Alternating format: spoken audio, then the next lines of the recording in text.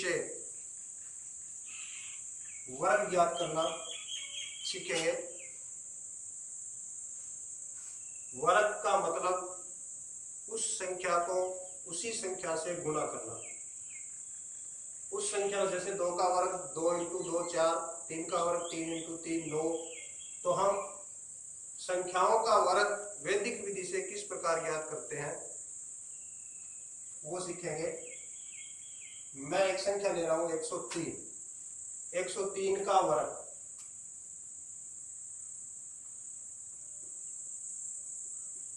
हम ज्ञात करेंगे।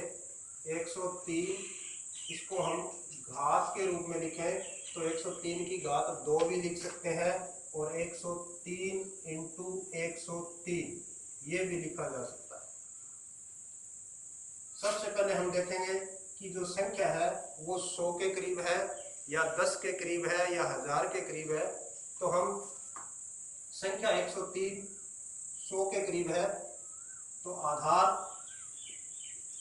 आधार क्या मानेंगे 100 आधार मानेंगे।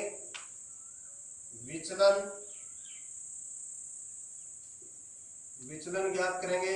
103 माइनस 100 बराबर 3 या 03 लिखा जा सकता है। 3 लिख देंगे तो भी कोई इसमें फर्क नहीं पड़ता, 03 लिखेंगे तो भी कोई फर्क नहीं पड़ेगा। अब हमारे पास संख्या का वर्ग ज्ञात करने के लिए सूत्र है संख्या का वर्ग बराबर संख्या प्लस विचलन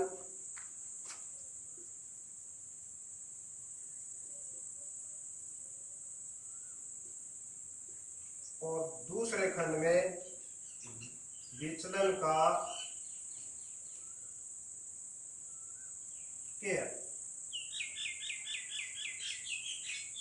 सूत्र क्या है? संख्या का वर्ग बराबर संख्या प्लस विचलन और विचलन का स्क्वायर दूसरे खंड में आएगा। अब हमारे पास संख्या है 103 प्लस विचलन है 03। विचलन का स्क्वायर 03 का स्क्वायर लिखो, चाहे आप 3 का स्क्वायर लिखो, ये आ जाएगा 106 और 3 का स्क्वायर होता है 9 और यहां लिख देंगे 09।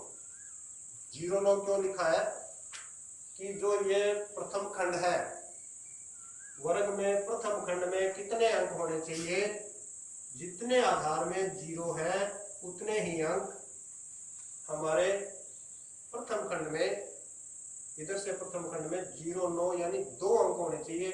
अगर आप 9 लिखते हो, 3 का वर्ग 9 होता है, 9 लिखते हैं तो एक ही अंक आता है। एक अंक से 2 अंक कैसे बनाए? 9 से पहले 0 लगा देते हैं।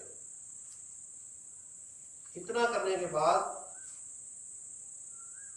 ये बीच में से निशान हटा देंगे और ये 103 का स्क्वायर ये हमारा उत्तर आ जाएगा। आसान है। संख्या का वर्ग संख्या प्लस विचलन और दूसरे खंड में विचलन का स्क्वायर। अब हम दूसरा उदाहरण लेते हैं।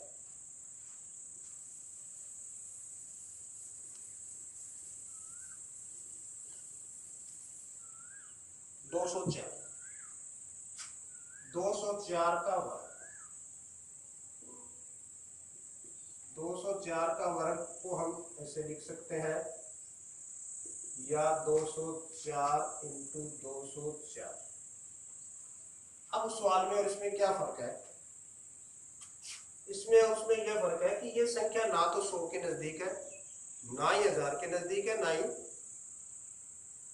10 के नजदीक है। तो हम क्या करेंगे कि ये संख्या देखते हैं कि ज्यादा किसके नजदीक है? 100 के नजदीक आ रही है। तो इसमें हम आधार 100 मानेंगे। आधार के बाद में यहां एक उपाधार अंक की जरूरत पड़ेगी, जो कि ऐसा अंक होता है जिससे आधार को गुणा करने पर वो हमें आधार को इस संख्या के नजदीक ले जाए। तो हम आधार को 100 को 2 से गुणा करें तो 200 आ जाएगा, और 200 आ जाएगा तो 204 के नजदीक आ जाएगा। तो उपाधार अंक हमारा कितना आएगा? 2 आएगा। और उपाधार अंक के बाद में हम उपाधार बराबर 200, ये उपाधार है, ये उपाधार अंक था। अब हम विचलन ज्ञात कर देंगे। विचलन में संख्या माइनस आधार, उपाधार, उपाधार आएगा 200 घटाएंगे बराबर 0,4।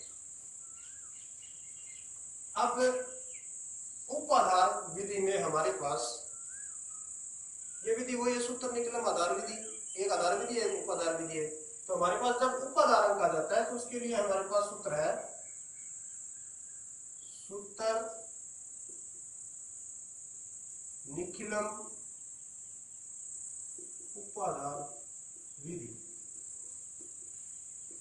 उपाधार विधि में क्या होगा कि संख्या का स्क्वायर, संख्या का वर्ग बराबर उपाधार अंक संख्या प्लस विचलन, और दूसरे खंड में क्या आएगा? विचलन का स्क्वायर।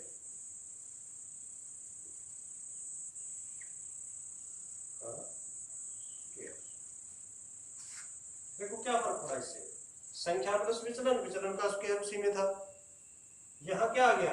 गुणा में उपाधार अंक आ गया, जो कि यहाँ हमने ज्ञात किया है। जो इस संख्या को, इस आधार को संख्या के नजदीक ले जाता है वो उपाधार अंक है। संख्या है हमारे पास 204,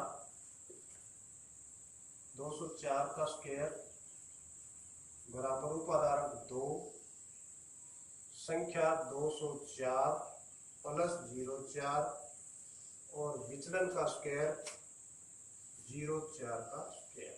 4 का स्क्वायर लिख सकते हैं 2 इंटू 208, 204 प्लस 4 208 हो गया, और 4 का वर्ग 16।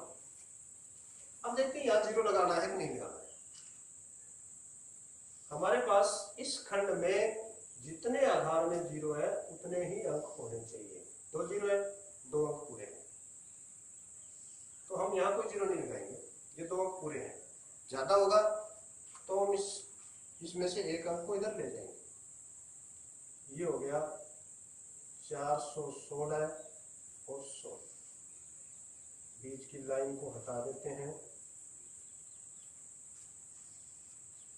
204 का स्क्वायर बराबर, ये हमारा आंसर आ गया।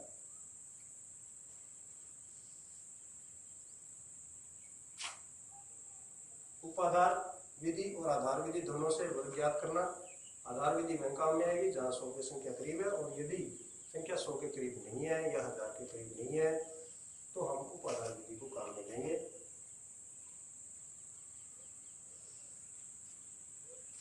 मैं आशा करता हूँ कि आपको वीडियो पसंद आएगा।